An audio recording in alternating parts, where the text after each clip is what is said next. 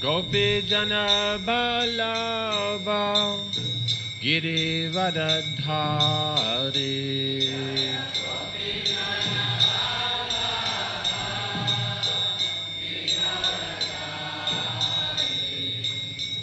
Jashoda Nandana Vraja Jana Ranjana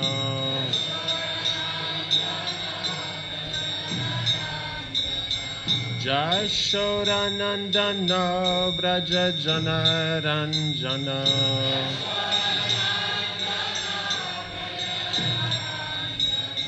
Jashoda Nandana Vraja Jana Ranjana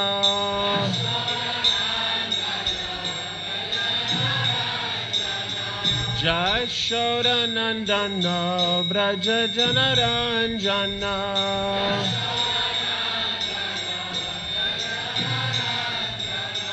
Jamuna Tira Vanachari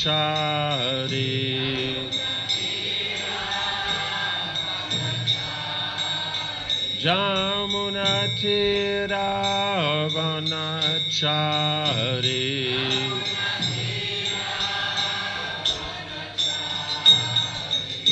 Jayo Radha Madhava Kunja Vihari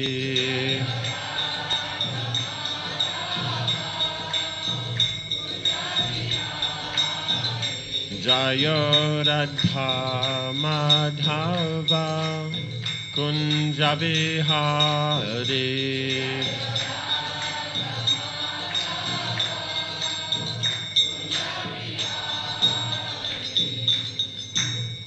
Jayam Vishnupada Paramahansa Privrajakacharya Statara Satashi Shrimad His Divine Grace A.C. Bhaktivedanta Swami Maharaj Srila Prabhupada Ki ISKCON Founder Acharya Srila Prabhupada Ki Ananta Koti Vaishnavrinda Ki Namacharya Srila Haridas Thakur Ki Prem Se Gaho Sri Krishna Chaitanya Prabhu Nityananda Shri Advaita Gadadhar Shivas Adi Gaur Bhaktivinoda Ki Shri Shri Radha Krishna Go Gopagopinath Shamakunda Radha Kundigiri Govardhana Ki Shri Vrindavan Dhama Ki Shri Mayapur Dhama Ki Ganga Maya Ki Jamuna Maya Ki Bhakti Devi Ki Tulasi Devi Ki Samaveta Bhaktivinoda Ki Janitai Gaur Prema. All glories to the assembled devotees. All glories to the assembled devotees. All glories to the assembled devotees. All glories to Shri Guru and Shri Gauranga. All glories to Shri Guru.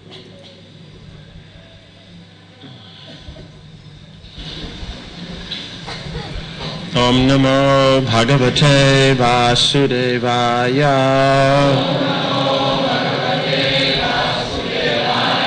Om Namo Bhagavate Vasudevaya. Om Namo Bhagavate Vasudevaya.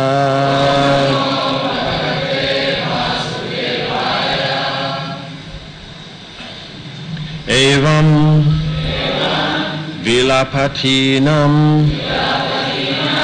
Vai Parigrihya Mritam Patim Anichatinam Nirharam Arkostam Sanyavartata Evam Vilapatinam Vai Parigrihya Mritam Patim Anichatinam Nirharam Arkostam Sanyavartata Evam Vilapatinam Vai Parigriha Mritam Patim Anichatinam Nirharam Arkostam Sanyavartata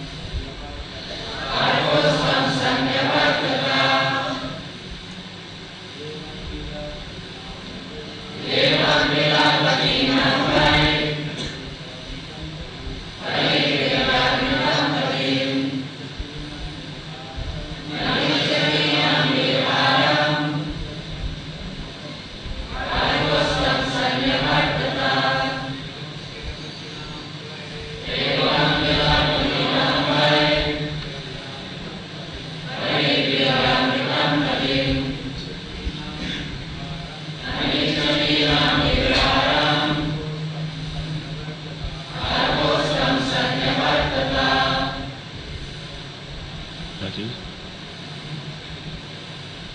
No.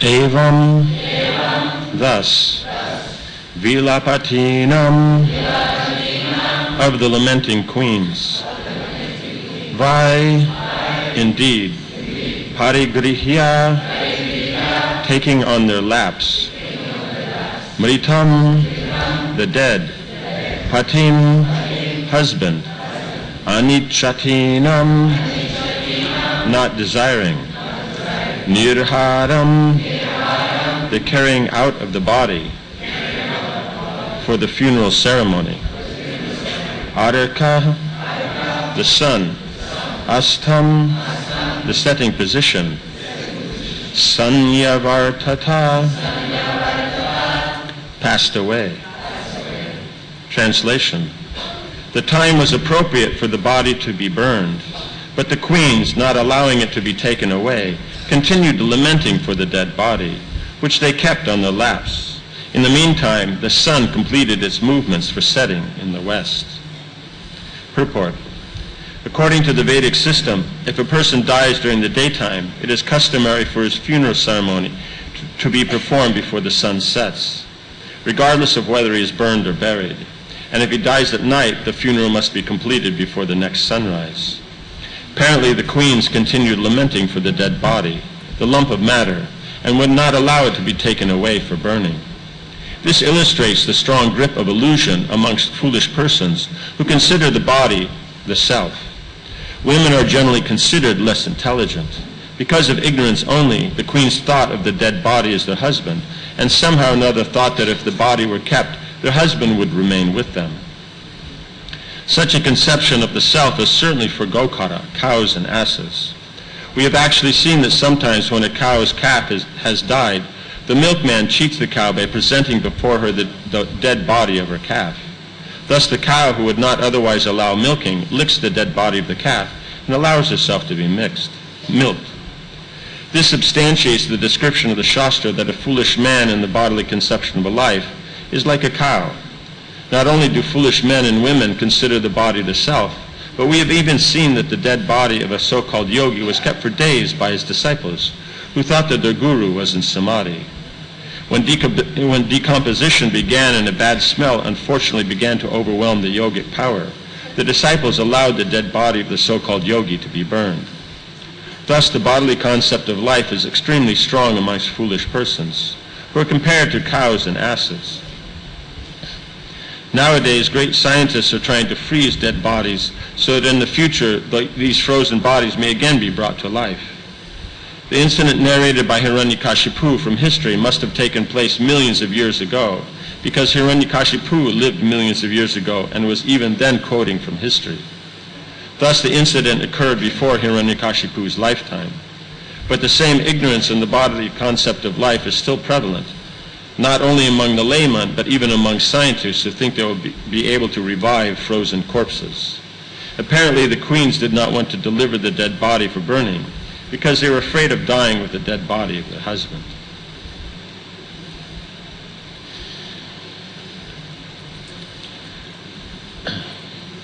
So Hiranyakashipu is trying to deal with the anxiety that's come up in the house due to the death of his brother. So that means his mother, his nephews, they're all disturbed because of this situation. So therefore, Hiranyakashipu is trying to alleviate this by then discussing the actual Vedanta philosophy. But in this case, though, even though he's discussing the philosophy, it's not actually about the philosophy. It's about the house not being disturbed. Right? So even though it may look like bhakti, this is bhakti misra karma. Right? It's karma, or fruit of activities that you mix some bhakti with just to get the effect. Because without bhakti, nothing works. Right? Devotees don't use this. They may use karma misra bhakti, bhakti mixed with some karma. But they don't use bhakti misra karma.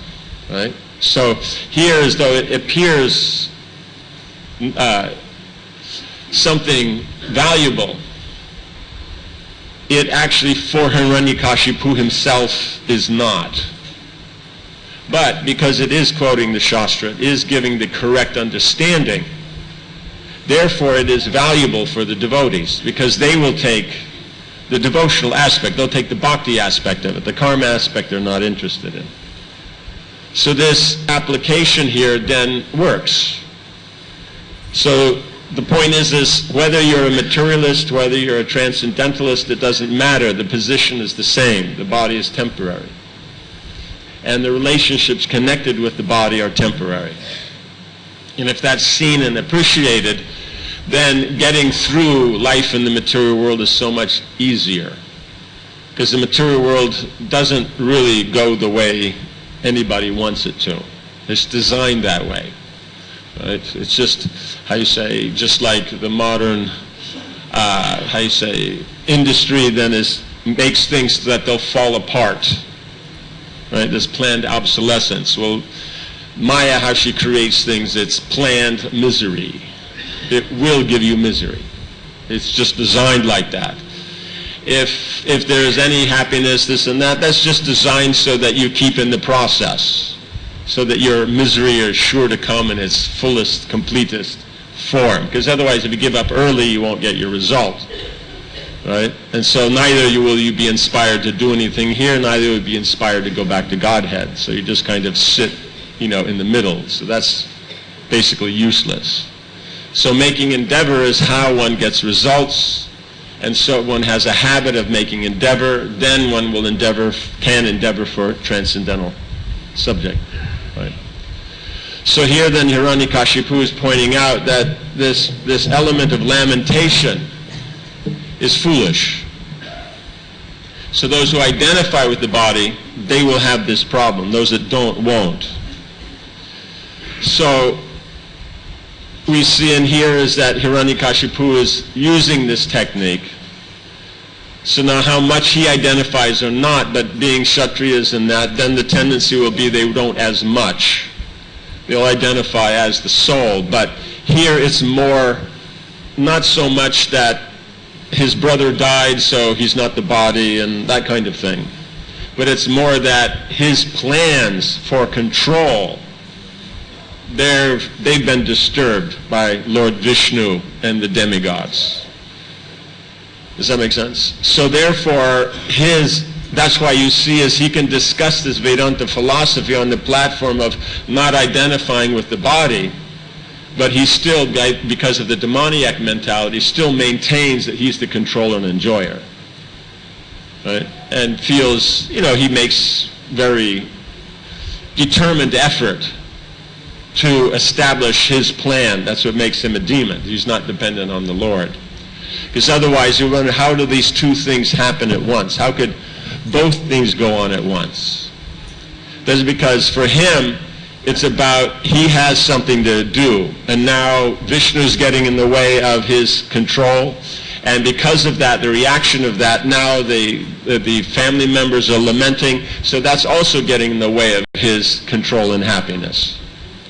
Right? So the one he removes by Vedanta when you're dealing on this personal platform, and on the other where you're dealing with power and position, then he'll use his might.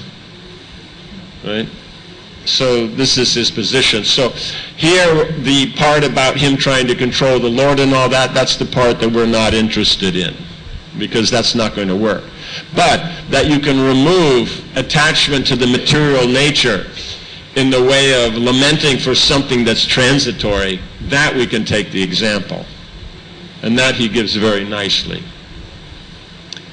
So we see here is then he's giving this story, he's going through all these details, he's already explained the philosophy. Then, having explained the philosophy, then he illustrates that with a story. And so then it makes it very clear, very usable. That's the idea. The philosophy on its own may be caught by someone who's very intelligent, that if we were dealing with very intelligent, he wouldn't be having to discuss these things. Right? So the point is being blinded by attachment, affection, then one's not making the distinction between matter and spirit. Right? We think it's the body that is the cause of our happiness and distress, when actually it's the modes of nature. The soul wanting to be involved in a certain environment, a certain field of activities, then by the arrangement of the Lord is put in a particular body and situation. But the actual point of that interaction, that's carried out by the modes. Right? Just like, let's say, for example, someone for fun wants to be scared. Okay? So then you get on a roller coaster ride or something else along that line. Like in Australia, they have this thing called Tower of Terror, I think, some kind of weirdo thing meant to leave your life airs about 100 feet up in the air. When they come down, I'm not sure, but that's not part of the price. You know, that's extra, right? You know, so like that. So that makes sense. So they do now. What does the activity? Is the soul or the body even making the thing go up and down and all that and turn and go fast and slow? And no, the ride itself is doing it. But the person wants to be part of that experience.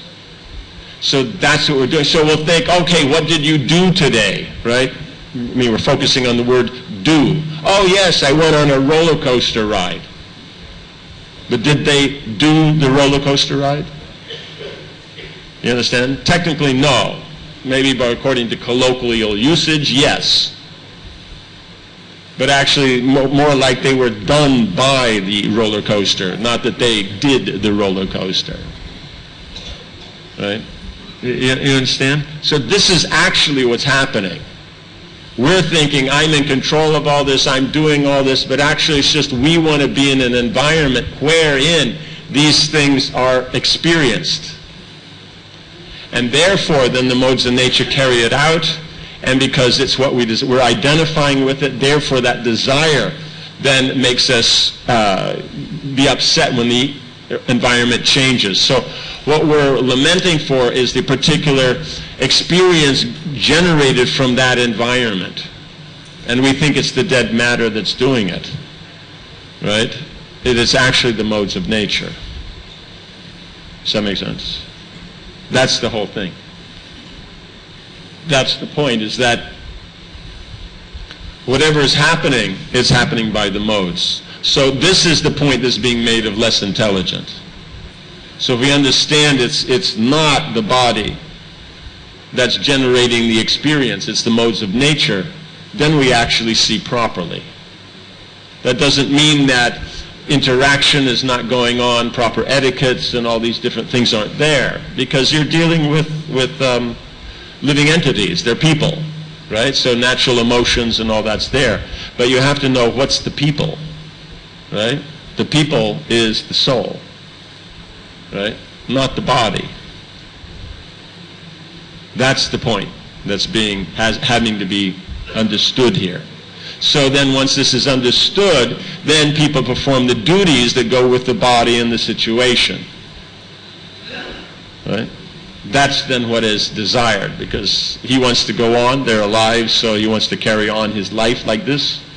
And so then the problem comes up is that family members aren't going to be living in a style that's comfortable, so therefore then they have to understand the philosophy and move on, so that they can live their life trying to control and enjoy the material nature without Vishnu. You understand? So that's what's happening here. So this is the point. Is due to these emotions and all that, we place them on the body rather than on the just how the Lord is carrying out the creation. If we put it on connected to the Lord and the devotees, then this problem is solved. But if we're putting it on the bodily platform, then it's going to be a problem, as we see here. Okay, how are we doing? Okay. Any questions or comments on this? No? Yes. Okay, yes.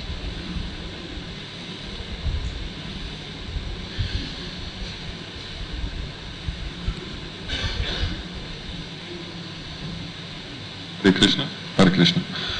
So Hiranyakashipu is using Bhakti Mishra Karma. It seems like... Or Bhakti Mishra Gyan at this point. Yeah. It seems like someone like Dhruva Maharaj was doing the same thing, though he got a very different result. But then what was his association? Better. Yes, means his mother's a devotee. Yes. Narad Muni is definitely a devotee. Right? So that brought him to associate with the Lord. He wasn't inimical towards the Lord. While Hiranyakashipu is.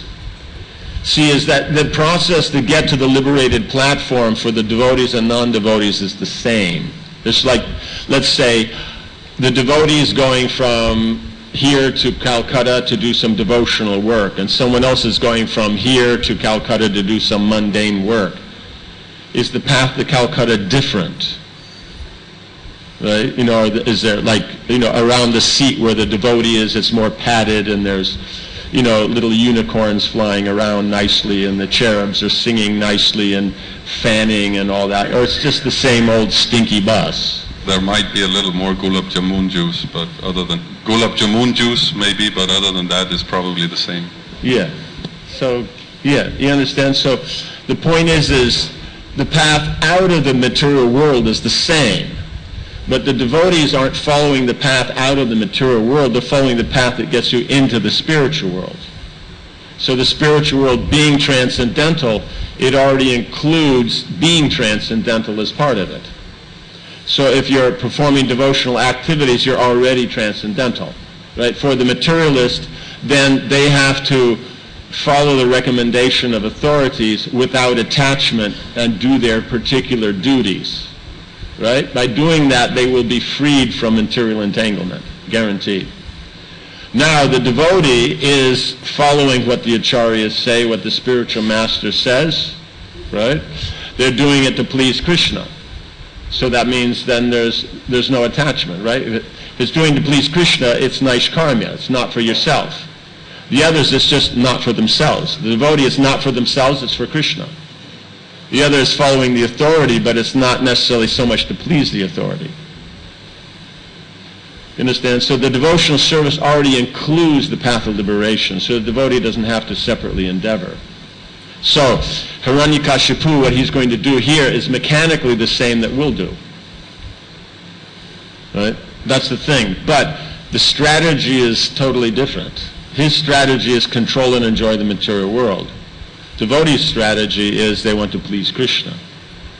Right? Does that make sense?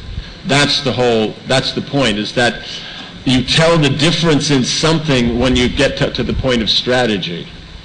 Right? On the operational level, on the tactical and technical level, you're dealing with the material world, there's no difference. So it's strategy that tells the difference. You know what I'm saying? So you want to have victory over something, but okay, that will look the same no matter who's doing it, but then what's the strategy? Why is it being done? Is it for liberating the people? Is it protection of the people? Is it just to make money? Is it just to show your own control? You understand? In other words, strategy is not understood. Strategy is the ideal. People try to make a strategy as the plan. It's not the plan. The operational is the plan. Strategy is what's the ideal, the quality that you are doing, the superior quality. This not being understood, then, this concept is being used just for business purposes or economic purposes, and it's not, therefore it makes it not very strong for understanding in the devotional side, right? Does that make sense? So his strategy is domination over the material world.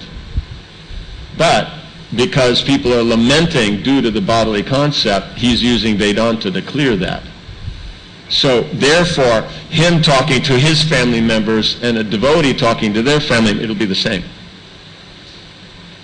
But his strategy is make everybody peaceful so he can concentrate, so he can figure out how to defeat Vishnu, rather than everybody's peaceful so now they can all engage in the service of Vishnu. You understand? That's the difference. That's strategy. Does that make sense? Yeah. Okay. Yes?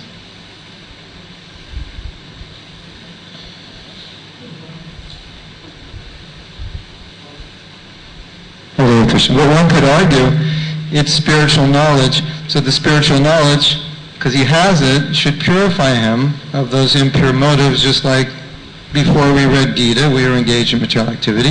We learn we're not the body. The ramification of that is that I should detach and so on. So what about that argument? That it seems such a paradox that you would have transcendental knowledge and still remain completely attached and wanting to control. At least in our experience, it was different. So how do we understand that? You can look at the point that Prabhupada gave, that before he came to America, there was like over 700 editions of Gita, not one devotee in hundreds of years. And then Prabhupada's Gita comes out, then you have devotees. So the point is he's speaking transcendental knowledge, but who did he hear it from? Is it connected to the chit potency? So it won't give you that transcendental position in the way of devotion. It can get you up to the liberated platform, because the platform of Vijnana Moy will get you to the liberated platform, but you can't stay there. It's a temporary position, because one only thinks he's merged. As in Gopal Kumar, when he went to Mahakalapura, because he's a devotee, he could see all the living entities who are quote-unquote merged in Brahman and just meditating there. He can see their forms, because they think I'm merged in Brahman, but actually they're not. They're just absorbed in meditating on Brahman, so then they're in that platform. And then, when the next creation comes along, then Sadashiva sends them back into the material world.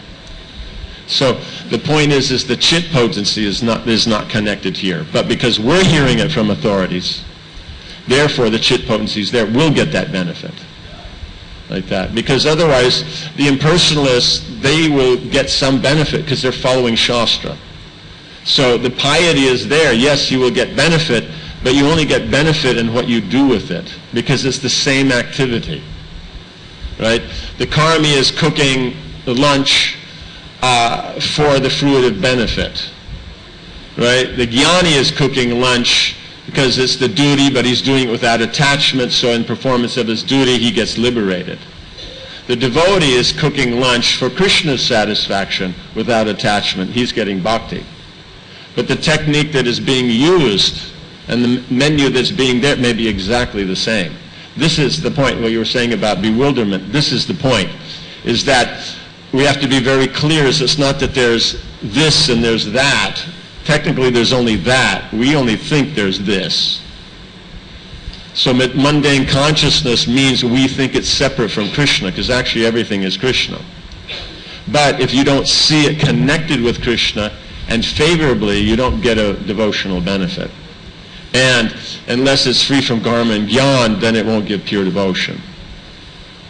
So that's the thing, is you're dealing with Krishna's energy. And so it's the same.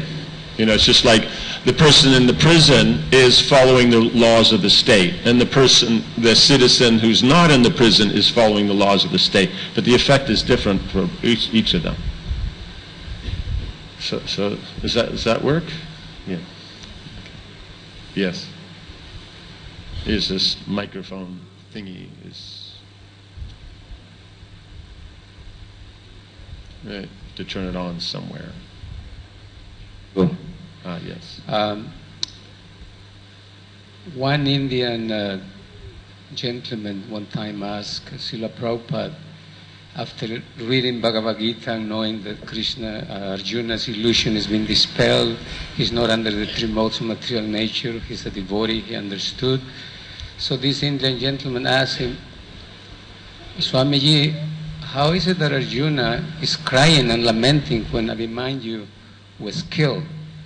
And I understood the question. The answer was, well, it's natural for a father to feel for affection. He's doing that. So it appears that in that answer that he's kind of like justifying. Am I correct to say that? No, you're not. Can you please elaborate? Please don't ever publicly try to make Prabhupada look in a bad state again. Okay? Yes. Yeah, that's the etiquette. I was going to ask. You try to understand. You don't have a doubt. You may not understand the application because it's here it said this and then there it says that, but you don't take it to the conclusion that has Prabhupada made a mistake here? Is he justifying? Because that's the kind of stuff that there's a mantra. Mahaprashadi Govinde Nama Brahmane Vaishnave Swalpapanya Vatam Rajan Vishvasonai Vijayate. That people who think Prashad, the Vaishnavas, the Supreme Lord, like this have a mundane element, then they're possessed of hellish intelligence. And hellish intelligence places one in a hellish environment, right? So it's a minor thing, but at the same time, in the context of the modern scenario where everybody likes to take a pot shot at Prabhupada, I'm going to be very intolerant of that because it is absolutely downright non-devotional and it has nothing to do with anybody who's serious about spiritual life. Right? It's dealt with now because of the modern intellectual concept that, oh no, critical thinking means we can doubt everything but the process of critical thinking in academics, of course. You know, you have to know what authority is. You have to respect authority. But spiritual authority is not respected. So the point is there's an emotional relationship. It may be that there's a specific soul that's doing this, so that relationship with that soul and that interaction of service based on that soul, that's gone. So that is the aspect of where the Father is, because you have to know what is Father and what is Son. Because it's the Lord as the universal form. He's the Father and He's the Son. Otherwise, why does it generate a particular experience? Why do all children generate a certain experience? Why do all moms? You can relate to it anywhere in the world, any culture. Because it's carried out by, as we said before, the modes of nature. In other words, the universal form is the Father, is the Mother, is the Son, is the experience. Krishna mentions that connected to yajna. He is the mantras, He is the performer, He is the yajaman, He is the fire, He is the ingredients, He is the ritual. So all the potency for all those is Him. So therefore Arjuna as a devotee playing that part for Krishna as a father, therefore that relationship is gone. But it's not based on the bodily platform. It's based on that relationship on that way, and interacting with Krishna like that is gone. Right? That's the difference. But it may look the same. That's the point of culture. That's the point where kind of our thick heads need a little softening, in that the Vedic culture carries all the emotion and that we need without the passion and ignorance that the modern alternatives present. If you use the modern alternatives, you will be in passion and ignorance. Guaranteed, 100%. Money back guarantee. People may not like this, but I don't care. Shastra doesn't care. The modes of nature don't care. Material energy does not care. She'll kick you around the block, on any day, right? You understand? That's the position. We can say whatever we want, think whatever we want, but Krishna's given the perfect system to exchange rasa. He is Rasa Raj. In modern history, take so many people. Take the Greeks, take the Romans, take French, the English, take anybody. Is anybody known as Rasa Raj? Is anybody known as who knows rasa and knows relationships? You know what I'm saying? The closest we get's Casanova. That's about as good as it gets, You know what I'm saying? So that's the problem, is that there isn't, and he is. So knowing rasa, he knows how to exchange rasa, but you have to know how to do it not on the bodily platform. The spiritual world's not on the bodily platform. It's on the platform of love for Krishna. So they have spiritual forms that are the soul. So they don't have a separate body. Here there's the soul in a separate body. We make it based on the body. That's a mistake. But based on the soul, it's not a mistake.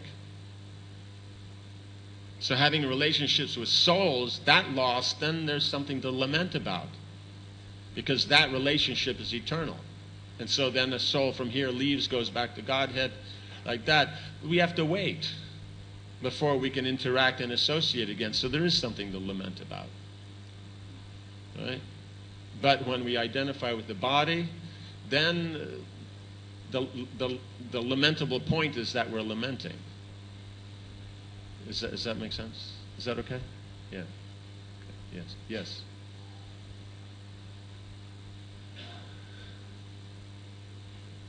Thank you for your class. Okay. My question is there a relationship between nishta, steadiness in devotional service, and freeing oneself from the modes of nature? Or could you just explain this deeper? Okay. Yes, nishta means, as Prabhupada points out, that one is 75% purified. Right? It means the anarthas are 75% gone. So that means you are functioning on a very solid position. That's why it's called nishta, stable. So it means technically it's called nishta bhajana kriya. Well, before that, when we had bhajana kriya, you take it up, it's called anishta bhajana kriya, not steady.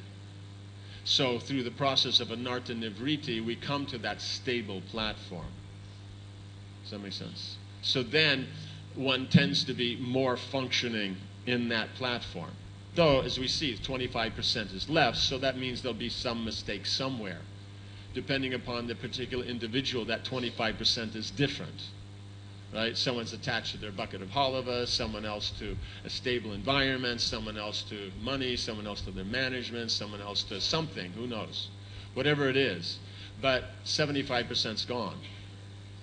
So now, if one can stay in that position, then it will come to the point of ruchi.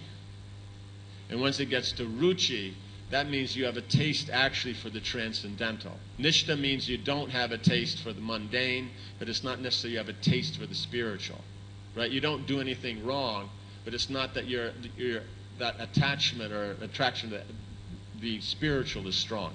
You have the faith, by intelligence you're there. But when it comes to ruchi, then you actually get the taste. And when the taste comes, then the example is given like dry leaves being blown away in a storm. The anarthas go away very, very fast. So from ruchi, then to asakti, then to bhava, that happens very quickly. Right? Getting up to the platform of nishta, that's the slow and steady wins the race part. Does that make sense? Yeah. So, yes. Something else? Yes. This one.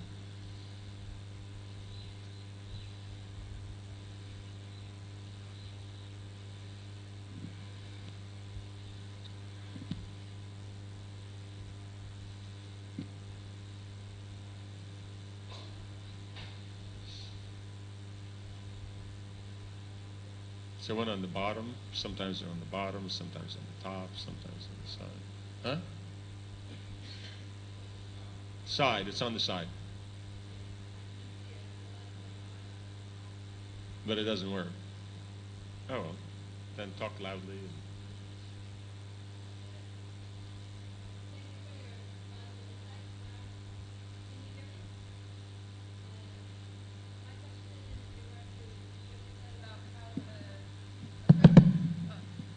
Thank you. A person's experience of life is not dependent on the body, but on their the modes of nature. Right. Like the modes of nature are controlling. Basically, we're getting done by the modes according to our desire. Yes. So my question is, in relation to the statement that women are less intelligent, does it mean that, let's say in the previous birth, the soul was desiring to be under the influence of the mode of ignorance, and therefore material nature gave him the female body, which is more prone to ignorance?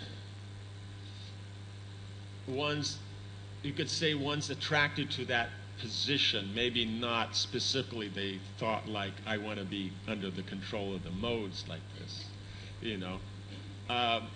Because in other words,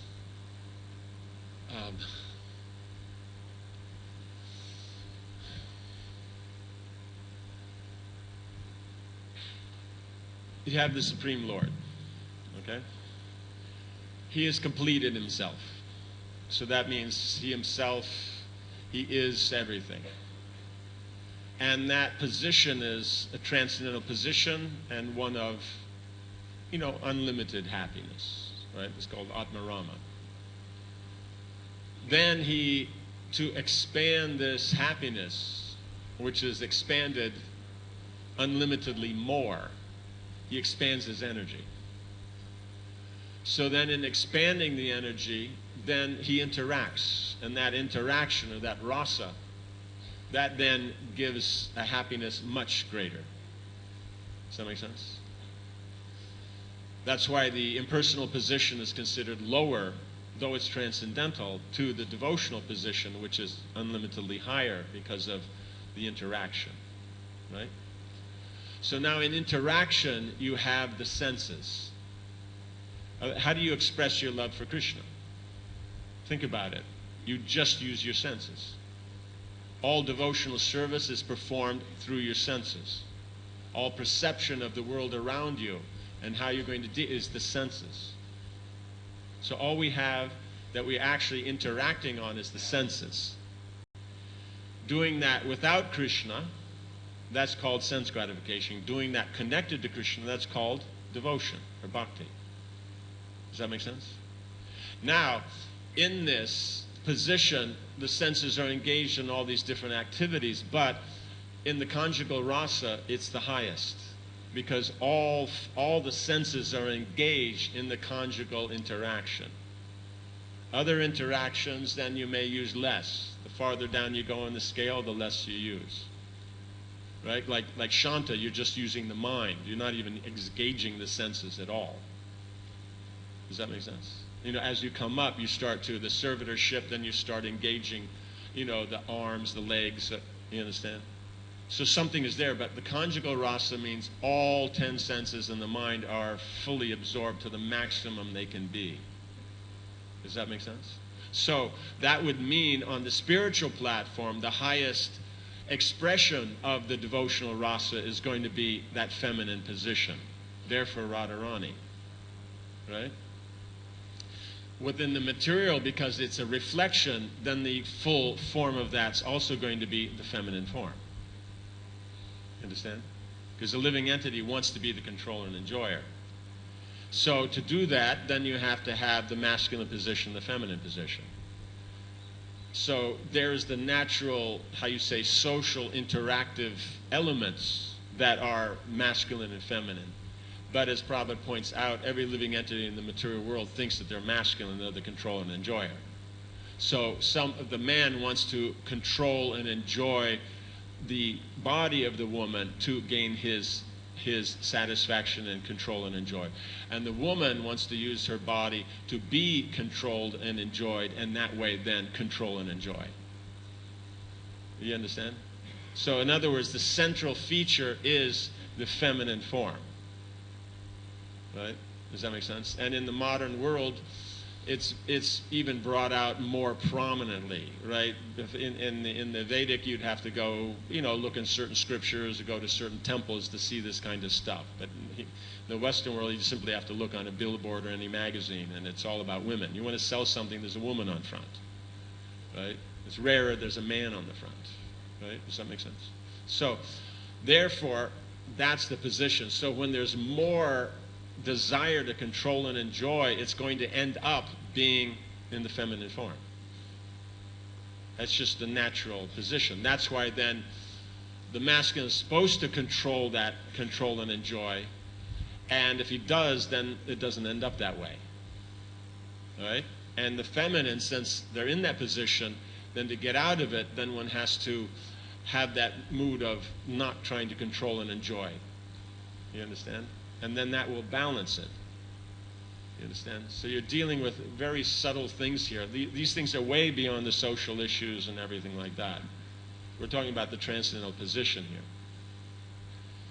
And so when we bring it down into these social kind of things, then that's where we just get entangled more.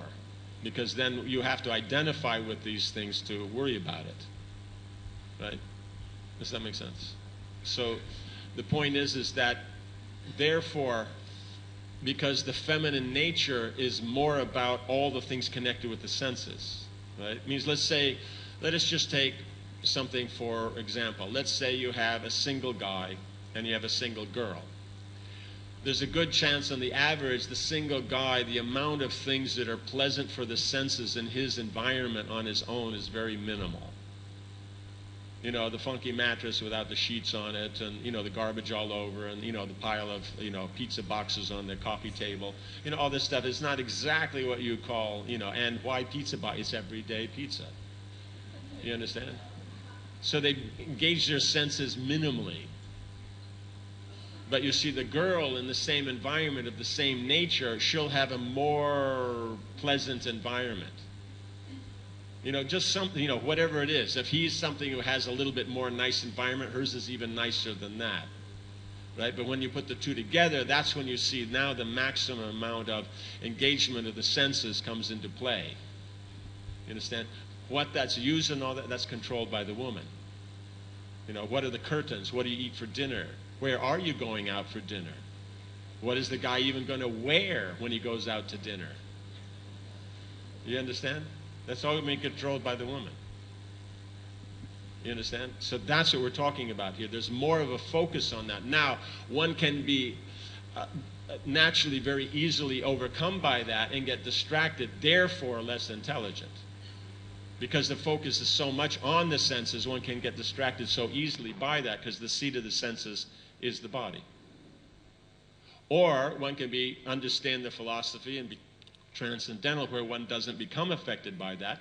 Just one performs one's duties without attachment. So externally, it'll look exactly the same. So the girl who's transcendental and the girl who's totally attached, the duties are the same. They'll look the same. You won't be able to actually tell the difference. Does that make sense? Therefore, Draupadi, she's performing all her feminine duties, but it looks like they're attached, but she's always absorbed in Krishna. They're great devotees. They're eternal associates. You understand? Because it's about rasa. We think if it's spiritual, oh, there's no rasa. That's impersonalism. No, rasa goes on. It's just a matter of now, is it real rasa or is it fake rasa? So real rasa is seeing Krishna involved in the relationship. And Maya is not seeing Krishna. So that's another point that it seems contradictory, but it's only contradictory because of our, since time immemorial dealing with karma or jnana and not dealing with bhakti. Because bhakti means the senses are engaged in the Lord's service for his pleasure. So you have the karma activities and you have the jnana, the non-attachment. Right? We're attached to Krishna. He's not material. So we perform activities that look like karma, but we're attached to Krishna, so we don't have any attachment in the material world. That's why the element of devotional service is so hard to understand when it comes to the culture. Philosophy we catch quite good, but when we go to apply it in culture, we get bewildered easily.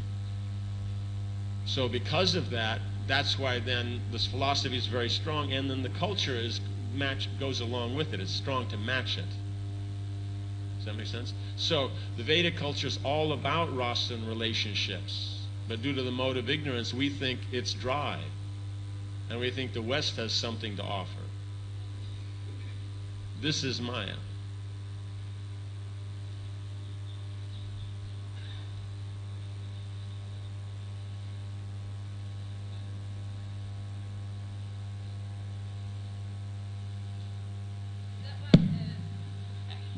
Hare Krishna. Is that why it's so important for women to be submissive, to counteract that controlling propensity? Why would there be a rule unless, it's just like, do you tell your grandmother, while you're in the house here, don't knock anything over, don't run around, don't jump up and down on the bed? Who do you tell that to? Right? The person who's going to do it. You understand? So, when it mentions the Bhagavatam about the boy being trained in sense control and consideration of others, and women in chastity and satisfaction, that's because those are the weak points. Right? Like a brahmachari, he's trained in acceptance of authority, acceptance of the scripture, acceptance of duty, having that service attitude, being clean, controlling the senses. Why? Because that's exactly what a young boy does not want to do. You understand? That's the thing. So if it mentions there's a rule or a constraint, because that's exactly what, if there was no constraint, that's what the women would tend to do.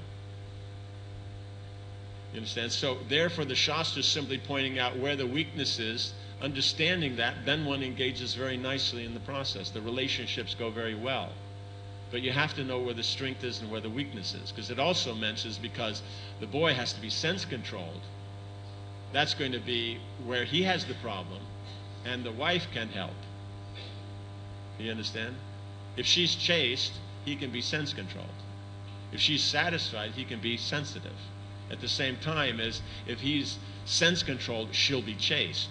If he's sensitive, she'll be satisfied.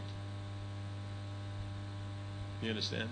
You have to know how the process works. So it's dealt with on these modern political, economic kind of forums, and like women, children, cows are just made into political vehicles or instruments for people's, anger and things like this.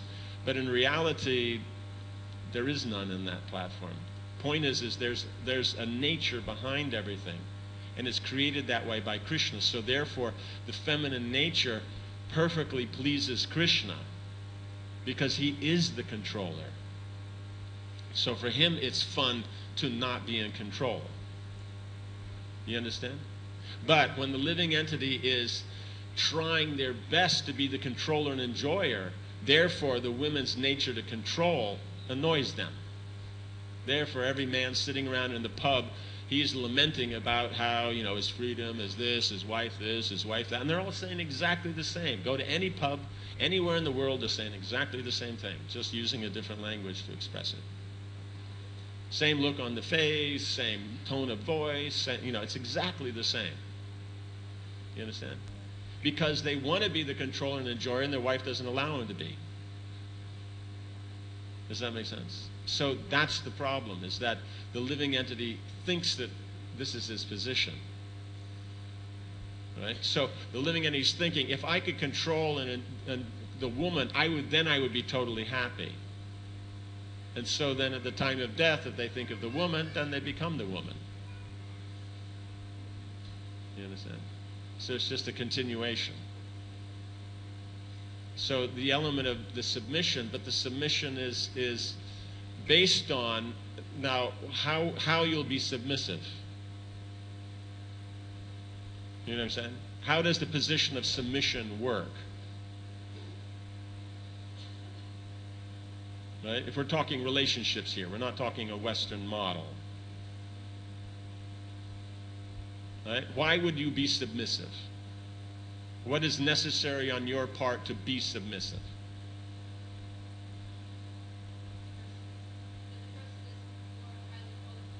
The person's qualified. In other words, there's a trust in the person. right? There's a security in the person. Therefore, one could be submissive. That means if the men are trained as brahmacharis to take care, to not be working for their own self, because a brahmachari, does he work for himself or he works for others?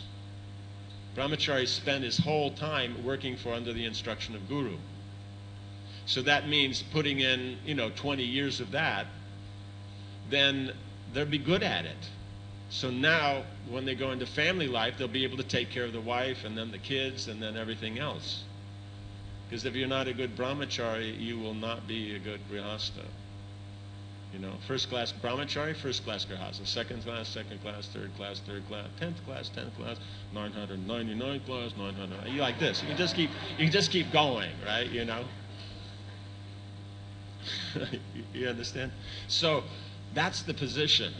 So if these things are taken seriously, it's just like we're worried about communities and grihastas and kids and all that, then if we really were, we'd be really worried about brahmacharis. Because if they're not good, how do you get grihastas? That's like saying, I want to have a fabulous dinner, but I'm not going to worry about the money to go out and buy the ingredients. We're just going to sit around and talk. How wouldn't it be great if we had a great meal here? It's like, what's that one? That vaudeville one? If we only had some bananas, we could make a banana milkshake. If we only had some milk. You know what I'm saying? And so we sit around talking. But if you want community, it starts with authority. Right? Shastra, sense control, cleanliness, performance of duties. Right? It's thought, we get grihastha, I'm independent, I do what I like. But that's not going to work. The brahmachari knows I'm not independent. So therefore, if he's following the instructions of the spiritual master and now getting married, he adds into it following the instructions of the wife, then what's the problem? He's already a brahmachari. But if I'm going to be independent so I don't listen to anybody, he's not a brahmachari, he's not a grihastha. Technically, he's not human. But what to do? It's popular, so we... therefore Narottam Das Thakur, the two-legged animal, he gives that much to them. They've got 2 legs instead of 4. Does this make some sense? So what we're pointing at here is that the woman will be submissive because the man takes care. He's sensitive to her needs. Why won't she be submissive?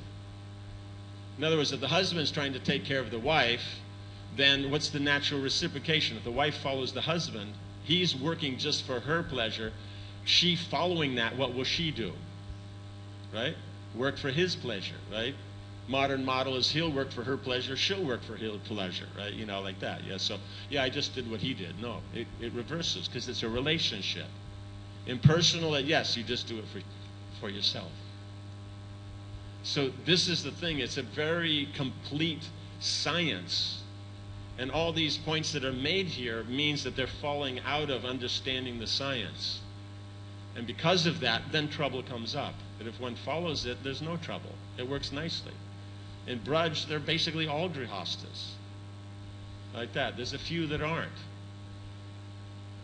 So the grihastha scene is not the problem. The problem is not seeing it connected to Krishna. Not understanding the science that's going on there. Because if it is, even we just take it on the grossest level. Okay, we just take someone's just into sense gratification. How many grihastas really have serious sense gratification? What does the house look like? Is there space? Does it look beautiful? Are there nice colors, nice textures, nice smells, nice tastes? You'd be hard-pressed to find that, actually. So then that's even worse. You don't get the brahmachari and don't get the grihastha. It's like, you end up with nothing.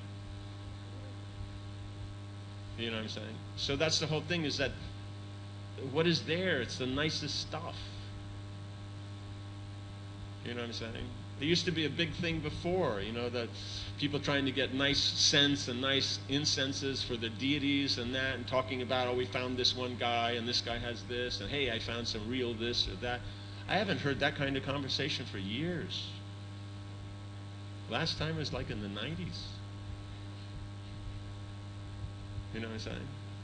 Just nobody cares about that. It's all about who's in control and who's got the money. So that's the problem. Relationships aren't what's important these days. I'll talk about it, yes, but it's impersonal. Women. But who's the woman? Women is a generic thing. That's impersonal. We think impersonal means void. No, impersonal means it's generic. Okay, you care about women. Where's the woman you care about? Kids, where's the kid you care about? Old people, where's the old people person you care about? And then how is that function? How is that being manifest? How are they caring about that woman? Right? How are they caring about that kid? How are they caring about that cow? Does that make sense? This is the problem. It's impersonal. And then due to this, karma and gyan get introduced, and we think it's great. But Prabhupada's advocating pure devotional service, free from karma and gyan. You know, as Rupa Goswami has recommended, as he's heard from Lord Chaitanya. So this mission's about pure devotional service, not anything else. Does that make sense? Therefore, then, it's a very powerful position. Does that make sense? Just a last example. Let us say you're cooking, okay? You're using a fire, okay? Who's more powerful, the person who's cooking or the fire? You sure? It looks that way, but actually who's doing the cooking? Who's making it happen? The fire. Now, as long as that fire is controlled, there's a benefit. What happens if the fire gets out of control? You burn down the house, people die. Right? You understand? So now you understand fire and butter? Butter just sits there and melts. Fire can destroy everything. So if it's not controlled, it doesn't have that element of submission, it won't stay in the place, it'll destroy. It's more powerful. You have to understand, butter is more powerful than, fire is more powerful than butter. Right? If you add butter to fire, it just becomes bigger, but fire melts butter. You understand? So that's the position. That's what we're dealing with here, because it's about rasa. There now we know the positions. Now it's about the engagement, interaction. But we foolishly sit around and fight over, who's in control of what. You know what I'm saying? And you can simply look at results. You know what I'm saying? Nothing glorious.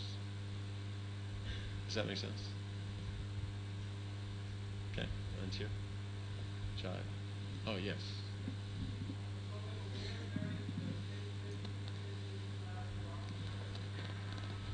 Right.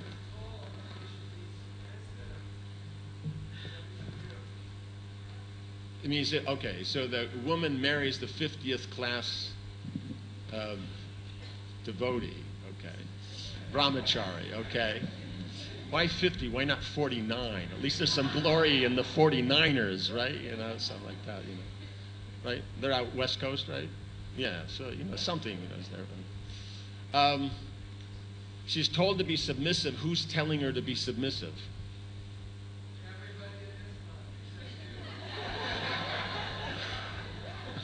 Everybody in ISKCON except me, okay. The thing is these are qualities that are manifest in the relationship. In other words, it's like this. Since we said is fire and about the nature of fire, we come back to, Manu mentions that a woman who's trying to be chaste or protected, a woman who's trying to protect herself, then a man can help her do that. There's no question that a man can help a woman who's not interested in being protected. One can say, well, I can't do anything about this, but that doesn't put the man in the stronger position. It just means they're stronger, so therefore if they won't want to be protected, you can't do anything about it. So, therefore, if she's trying to be submissive, then him, by his dealings, that he's taking care of her needs, then that submission will become natural. But it's not that as she has to be submissive and then he can be the man. No, that doesn't how it works. Being the man is being able to deal in such a way that you make the wife submissive. So this is how you tell. Who's the man? The man is the one whose wife's submissive. That's how you tell. Not the one who walks around, he has to use a wheelbarrow in front of him because, otherwise it's a problem. You know what I'm saying? So that's the test. We get everything opposites. Oh, if but then that means the man's following the wife. If we say the wife follows the husband, she should be submissive. That means he's acting in such a way that she can follow and be submissive. And if it's, no, only when she's submissive, then I can be a man, then you're talking about a boy and his mommy. You know what I'm saying? Because when the mommy, gives it, okay, then he can be the guy, right? So that's the difficulty is, due to ignorance, we're not used to how things fit. But it's a very natural progression, a very natural science. And if it's caught, then it makes everything so much easier. And even though it's complicated, it matches our philosophy. In other words, for us, so much emphasis is put in this area because the nature of grudge. So we have to be able to deal in such a way that there is no interest in sense gratification. In other words, women are for pleasing Krishna. So if they're performing their duties in household life to please Krishna, then one is successful. Like that. So does that make sense? It's not about women's lib, men's lib, anybody's lib. It's about performance of duties to please Krishna. So that's the whole point of the feminine nature, being that it has so many aspects. It's created to please Krishna. So therefore, the women take it upon themselves the responsibility to be engaged in Krishna's service, and men are there to help to see that they're engaged in Krishna's service. Does that make sense? So to do that, then you have to train the men how to be able to take care of women. And then it works very nicely. Because women are dangerous, but more dangerous is a man attached to women. Right? So that's the point. Generally we take, the women are the bad. Yeah, that may be, but worse is the man attached to them. Like that. So, hence, don't hang out at a pub. It's only full of guys attached to women.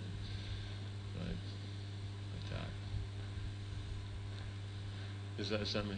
So is the conclusion that if she has a 49th class brahmachari, she actually, her nature to be submissive? The point is she can try to kickstart it. It's just like the car, you should turn the key, it turns on. But if it doesn't, you get out and push. But the point is there's a limited amount of distance the girl will push. So therefore, you can put it as an average of 3 years. Right? Then the pushing is in the form of funny little papers that you sign, and that half of your stuff is you leave the house with half of your stuff. Like that. Unless you're in California, then it's 70%, yeah. Is that, yeah. So the thing is she can try. And it'll work, but unless he understands what's going on, he thinks this is the way it should be, rather than, this is what I should be doing. So, point is devotees should be trying. They use their intelligence. They hear. We haven't been trained nicely as brahmacharis, so we use our intelligence to try to gain what's not been gained before. How to be clean, how to be dutiful, how to respect authority, how to control the senses. And then we try. And so the man who's trying with the woman who's trying, that'll work. But it's also natural that you should marry the 50th class brahmachari to a 50th class girl. Then they have a better chance. Like that. Is that okay? In other words, it's a mess, but using your intelligence you can get over. What the Vedic system is that you're trained in it, so naturally you grow up in that. So by the time you graduate from the Gurukul, you already have that nature. So if you think about it, you'll do it real well. But if you don't think about it, you'll also do it okay.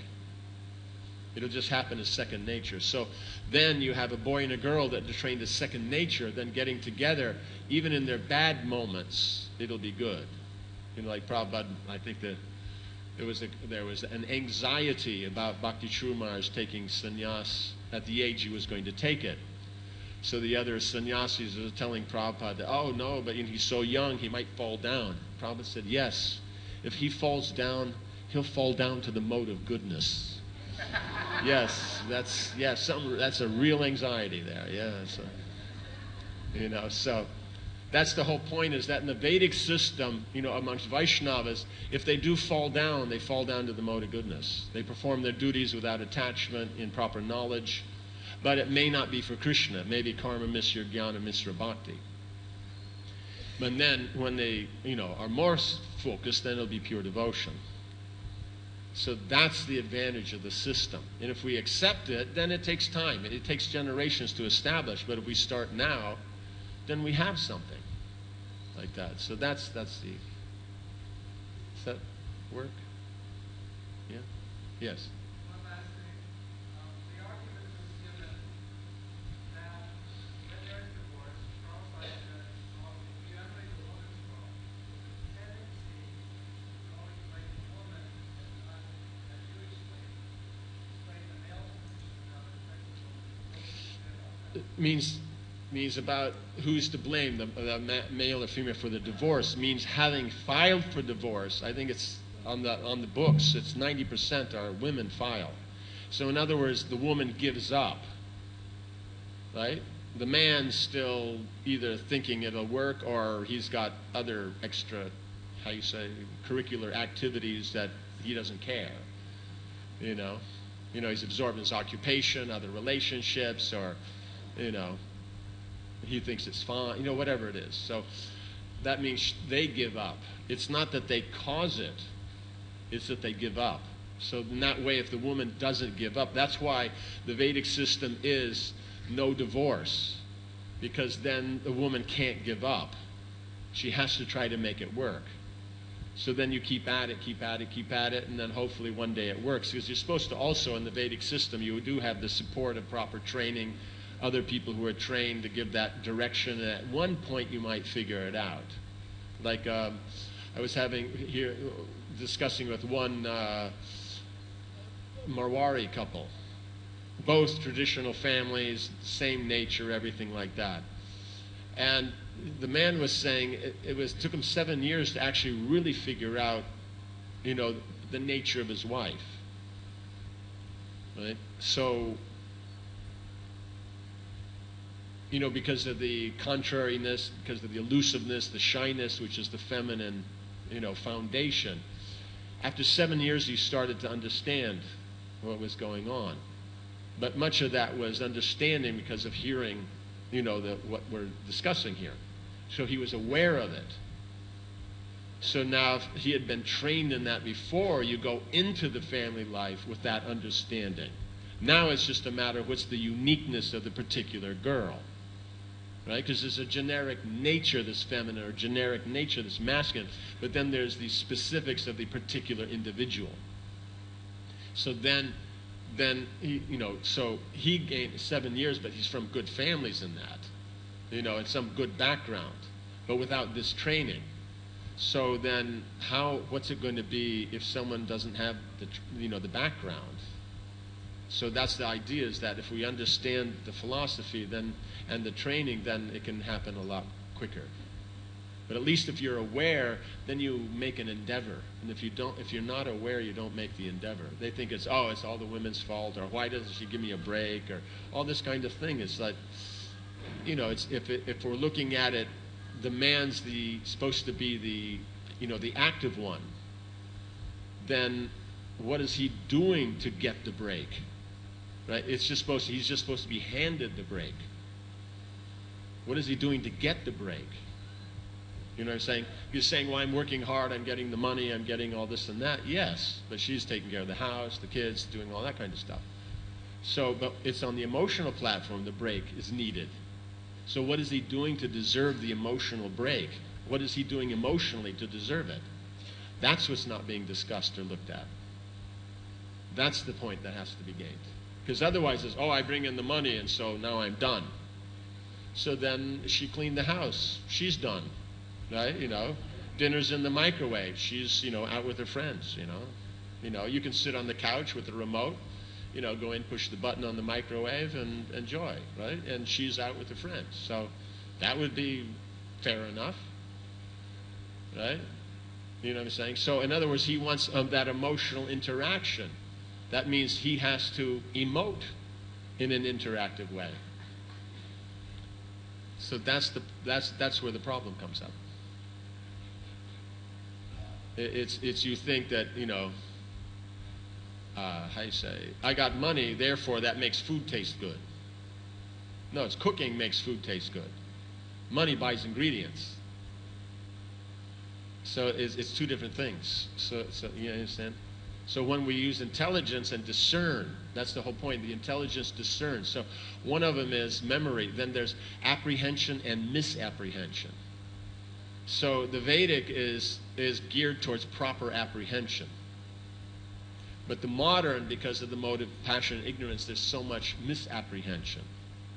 And because of that, even though it's intelligent, right, they make a whole thing out. The modern academy is about misapprehension. So it is intelligent, but it's not your ideal use of intelligence. You're trying to, with proper apprehension, get rid of misapprehension. Like that. Is that like that? That's what we're trying to do here. And if that's there, then it's like the man's going to put in all the endeavor, then he knows kind of more where to put it in. And then by doing that, then that's when he learns. And then he can move up, you know, from 50th up to, you know.